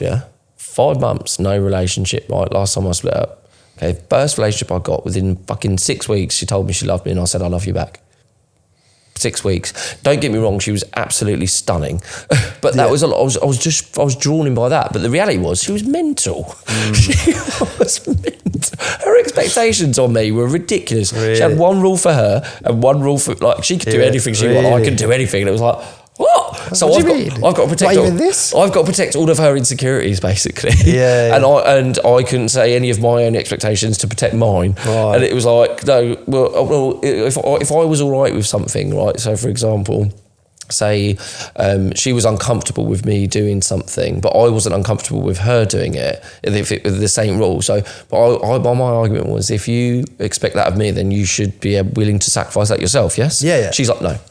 She's like, no, because you're okay with it. It's like, no, but you can't put an expectation on me that you're not okay with it. Yeah, like you're not okay with it. So if you don't want me to do it, that means you can't do it either. She's like, no, nope. So anyway, my point is that was the reality of the relationship, but I was beside. And I had 5 months off. And the difference between those 5 months and these 5 months is this first 5-6 weeks now. Is that I am learning, I am healing. Last time I was playing COD flat out. I was totally abandoning my feelings. I was totally frag grenades at teenagers. Yeah, exactly. And that was, you know, and I couldn't get off it. I was playing it 4-5 hours a day sometimes, just to completely distract myself. Whereas this time I've sat with the pain. You know I have. Yeah. I've sat with it. You've done the. I've stopped fucking vaping even as well. So this time, I do not know how you do that, because those fucking things are delicious. Any vape sponsors, please get in touch. So. Yeah, it's that's the difference between previously and now, and that's why I say to you, be careful, be cautious, or be conscious of how you act and how you behave, because it's so easy to fall back into behaviour you've always had. It's like a muscle that's really strong, it's really well formed, and it is very easily switched on. Yeah. And you've got to basically have your hand over normally the fucking... for most men, it's the fucking wrong muscle, isn't it? Yeah. You know what I mean? But you've basically got to have your hand over the fucking button all the time, because the child is the one who wants to flick the switch and go fucking balls deep. I'm all in, I'm in love. You know, and so it's a very difficult for me personally, it's very difficult, and that's why I'm at the place now, because I've realised that no matter what I have done previously till now, I've fallen back into the same behaviour. Okay. And I think that for me to get out of that behaviour, it has to be from something I haven't tried before, which is this. Okay. You know, the year off and rebuilding my own self-worth, not being dependent and not acting like a child when it comes to falling in love and meeting someone new. Sure. You know, anything that reminds me of how I was behaving before or feelings I had before will terrify me. Well, I think like based on what you're saying as well, I think both of us have a very common idea of what love is at this beginning, right? For me, I believe the deepest part of my heart, right, that I will meet somebody that I can love completely, wholly and fully, and they will provide me that same thing, right, in a place where I am financially, emotionally, spiritually stable, and they are the same, right? And the disparities between those two, because I can't imagine everyone being not 100% on everything, is things that you work on together. And you have to pick somebody that you are willing to work through those things together. Absolutely. And that is exactly why I will never shut the door completely on the concept. Like, I'm not actively seeking now, but right now, for me, the day that it comes along, I've made a relatively stupid mistake recently, and I'm aware now that actually, if I feel that, my next discipline and boundary is, that's not for you yet. I will do that in time, and I will do it in the right order, because I'm not going to stop being a really romantic guy. I'm not going to stop being who I am. No, I don't think you should. But I'm going to manifest the strength to not, because do you know what? I get so caught up in it, and I just think, I want to show you that you're the most amazing thing in the world, because chances are you've probably not felt that for a little while. And my belief is that you can do that, but I think it will work better that if you've done that for yourself first, that you've showed yourself you're the most amazing person in the world, and you've given everything that you're willing to give to them to you. Because I don't think either of us have ever done that, from what I can see. No. For a long, consistent period of time, for the right reasons too. The right reasons is important. There's a lot that goes into that pool of like trying to figure out. While we're on pause, let's finish on the analogy. Yeah, we're getting to the end, so let's finish on the analogy, because the analogy is this, guys. This is the one. This is what me and you that was one of the most beautiful discussions I think I've ever had because not only were we at loggerheads about the topic, because of the situation, we couldn't see each other. We couldn't hear or understand each other as well. But actually coming up with the analogy was the great thing. And do you want to go into it, or do you want me to? Yeah, we could do both of it. Well, do you want to do both analogies? One that you started on, or should you just go with the finished one that we ended on? We'll start where I started. Yeah, go on, you do yours. For me, like the analogy of relationships is there's a pool of men, big pool of men and a big pool of women, right? And we're all swimming around in this pool. Separate pools with glass in the middle. With a big glass view in the middle, right? And what we're doing is we're banging into each other. We're off partying and fucking pissing about in this pool, banging into each other, fucking having scraps, But every now and again you'll come up to the glass and you'll start looking through the glass and you'll see other women swimming about in there.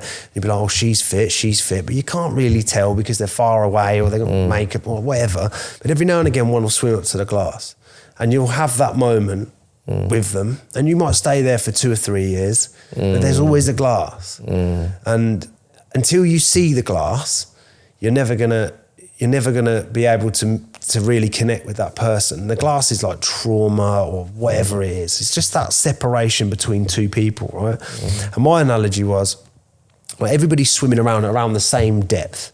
You know what I mean? They're all around the top. They're having a pool party. They're just fucking drinking on the sesh all the time. Whatever. These are the ones looking for one another. But they're all sort of, like, sometimes someone will swim down to the glass and have a little look through. But there's people, and I believe I'm one of them, and you're one of them as well, that are now, like, I'm sick of looking through the glass. I'm 34, nearly 35, got 3 kids. You know what I mean? I want her. And so I'm willing now to swim deep into that pool and go and find the tools necessary to find what I need to find, recover, build the strength to go deep so I can hold my breath for a long time, figure myself out and find the tools that I need to be able to get out of the pool. And when is it worth saying as well that the people in this pool are of what type of people? Well, I think mostly as human beings, for the largest portion, we're all swimming around in that pool, relatively traumatized by last relationships, upbringings, whatever that is. We're all in that pool. Yeah, I thought it was good to establish that. Yeah, of course. Now, I'm getting out, I want to get out, I'm getting out of the pool. Now I've found the tools, I'm getting out of the pool, right? And hopefully, when I get out of this pool, there's going to be another person on the other side in the female pool that's going to get out. And when you're out, that means you're both worked. You've healed. We've healed enough to get out. We're not swimming around with everyone else, smashing into each other, just thinking about putting our dick through the glory holes in the glass. You know what I mean? Do you know what I mean? Trying to get some, just looking at birds and looking at women. It's like, you know, no birds for a bit, man. Just spend a bit of time getting yourself into a place where, like, you've got your shit together. You are not volatile. You are not difficult. You're not fucking like watching porn every day. Like, I can't remember the last time I watched porn. And occasionally I'll treat myself, but like, it's a treat, you know what I mean? It's something I'm a man, so occasionally I'll feel in that mood, but it's not something that I want to do all the time. I don't even think about, like, most lads have got this like thing when they're single again, it's like, I want to go out and fuck someone. I'm like, what? No, you're a love junkie though. I'm a love junkie, and I want to be in love with someone, because the sex is 50 times better when you really like someone. Of course isn't it is, yeah. You know what I mean? But you want to be with someone who's out the pool. Well, the thing is, this is what I think, is that people like don't even figure out that that's where they are. They don't know. Well, it's bumbling around. It's comfy in the pool, isn't it? Yeah, they know. Well, they're so used to it. It's parties. So let's go on to my analogy, which was, I heard that and I was strongly disagreeing with you at the time, because I didn't really get it, because I didn't know about the glass. Yeah. And I was like, no. All the separate pools. So my analogy was that we're all in the same pool. Yeah. Okay, we're all in this pool. In this pool is a label on it. You know, it's got signs up, says insecure, broken, damaged. You know, and we're all fucking in it, right? And we're basically just going between one to the next one, and every time you go through one, you get another cut, you get another fucking scrape. And there might be one that you meet that actually you really do like, but it hurts so much that you are bleeding out. You're bleeding out, and you can stay in there and you can heal, you know, and it will work. You'll heal, and eventually you'll find another one. But they're all, my understanding is they're all in the same boat. And when you say they are all, it's not referring to everybody on the planet being fucking traumatized and broken. No. It's specifically to those types of people. It's those people that are in this pool. My belief is that in order to find the person that I personally want to be with, they're going to be of a more secure nature, more healed nature. Is that my version was that I've been in the pool for ages, lads. I'm getting out. I'm on the side. I'm bleeding out because I've been so hurt by this relationship. I'm suffering a lot. And I was butting heads with you lot because you were in there going, come back in. It's fine in here. And I'm going, you lot are fucking mental. Look, you're looking at me bleeding out and you're telling me to get back in. What's wrong with you? Yeah. And my point was, look, I'm going to heal here for a bit. Support me. You know, let me stay here and support me, because they're up there. There's a mountain there. And on the other side of that fucking mountain, there's a different pool with different types of people in it that are secure. They wouldn't even swim in here. They wouldn't walk past it. They're not interested. You know, every now and again there's a miracle one that does actually walk past, and somebody might put a hand in and grab one of you out. Yeah, and she's, you know, she might be someone that's been in a relationship. They might have lost a partner or something like that, or, you know, for some reason, to unfault of their own, they've lost a relationship. They're just naturally able to heal people. I'll use, you know, one of my best friends and his missus. You know, she picked him up off the ground, but she was already done the work. She was 6-7 years sober, and she was and done 6-7 years of therapy. You know, lots of trauma, but she'd healed. She'd never be fully healed, but she knew herself. She'd done the work. You know, but she was walking past, and he was so lucky that she grabbed his hand. And this is, I think, what we all kind of sometimes get. Please grab my hand. What we believe sometimes, I think we can get confused about, is that we're in the pool and we're thinking when you meet someone, they pretend to be one of those girls. They pretend to be one of those women. We pretend to be one of them men. We do as well, exactly. And we're trying to tell each other that we are, but we're not. Really, the reality is we need to get out of the pool. We need to lie down. We need to heal from whatever the shit we've been through whilst being in there. And then we can stand up. Then we can head off on this journey, which is normally alone. And you're going to go up that mountain. You're going to come down the other side, and you're going to be in a lot of pain the whole way up and the whole way down, because on the way up there, you're healing all these scars that you've got from every single damage. Climbing a mountain on its own, as we know, is fucking hard. hard. Doing it alone, one, and doing it whilst injured, whilst in pain, whilst brokenhearted, you know, whilst suffered from all of the other stuff that happened before the relationships. You know, that journey is the healing journey up, you know, and on the way down. And I said there is a chance you might meet someone who's on the mountain too. And she's going up too. And there's a chance that you could meet each other. And where you're saying right now is that what if you met someone who is on the mountain while you're going up, and you're like, would you then consider it? Because I'm saying no. Climb the mountain together, or at least you say like, what way are you going? I know that this way is a bit safer, but I'm trying, or you know what I mean? You could walk that path together. You could, and the problem with my last relationship was that we were both willing to, at least I felt she was, and I felt that she was, and she was incredible in so many ways, and she was, I'd already kind of started my journey up the mountain. But I'd never really left the pool, so I couldn't leave the mountain and go up the mountain unless I had someone with me to make me feel safe. So I had Rachel, and I was like, right, I'm with you. I'm getting out of the pool, me and you together. Let's go, you know. But I'm already halfway up. I need you to catch up, and it was too much expectation on her to do that. It's not fair of her to do that. And it's a lot of work as well, isn't it? To climb a fucking mountain, it's loads. It's a lot, and I think that was what was unfair, and I didn't have the. My healing journey didn't allow me to have the patience for her to have to do her journey and meet me where I was, you know, and it was too much conflict. There was too much pain, too much suffering. But now, you know, I'm on the mountain. I'm going up, and I'm going to go down the other side. I said this to you, like, because that was the first time I realised, and I don't want to be in the pool. I want to get out, but I want to sit on the edge for a bit, and I want to swim my feet around in there because it's comfy. I know it's scary getting out, mate. But it's scary. Like, at the same time, like I kind of got this idea with a fairy tale where I'm hoping that I'll look behind me to the pool, at the other pool, and someone sat on the side themselves, and they're like, should we go up there? But you got to be prepared for the fact that if you go with someone who is like that, who's like you, it's going to be hard. It's going to be a lot harder. But then I think, and a lot slower, and potentially they're going to hinder you, and you're going to hinder them. Of course, because in a relationship you're triggered. You can't keep stabbing someone on the way up a mountain and expecting it to you be are. right, You're not. It's not like you're doing it intentionally. You're doing it because you're not. You keep tripping them over by accident. You do, and you will. You will, and you'll argue about whether or not you should even be going up. Actually, I'm quite happy down here. No, come with me. Like, do this, and this for yourself. And you're trying to pick them up and carry them whilst carrying yourself. It becomes very difficult. To summarise, and I think the mountain has to be climbed on your own.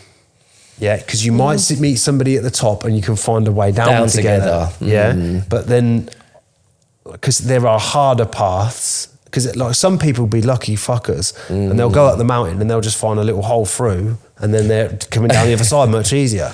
But some of us have got to go the sharpest, hardest, coldest, wet, rainiest. I think the distance and the time that it takes to get up and down is dependent on how much pain you've suffered. But also how strong you are, because it's very symbolic. Like climbing a mountain is fucking hard. And if you can climb that mountain quicker than other people, the chances are you're smarter, you're stronger, and you've probably done a little bit of this work before. You can't just accidentally nip up a mountain quickly, can you? I think the route that you have to take depends on how much trauma, how much pain, how much baggage you've got emotionally, and how broken you are. So if you've got a certain amount that's not as much, you can take a different route. It's a bit quicker. Oh, you've just opened another door. And then the other one is that if you've got less baggage, it's not as hard to get up. Imagine when you realise you can leave the fucking baggage at the bottom and climb the mountain without it. You know what I mean? Well, the thing is, the baggage is the trauma, so unfortunately that stuff's with you. The whole point of the climbing up is to get rid of it. And on the way up, you can't let it go until you've done the climb. Then you lop it off the top. Yeah, that's it. There you go. Right, I've got to the top, and by the time I've got to the top, my bags are pretty much empty now. So that's it. I think it's a good place to end. Yeah. It's a lovely conversation again, and this is the whole reason I wanted to do this with you, because we can get to the bottom of problems, and we for ourselves. I don't know if this works for anybody else. I don't really mind if it does or doesn't. I just think that because we can communicate around things, I want to keep exploring these tricky things, because you've opened my eyes to loads, and I hope I've done the same for you in some ways. For sure. And I think you'll just keep fucking doing this. The first episode, what are you saying? Love it.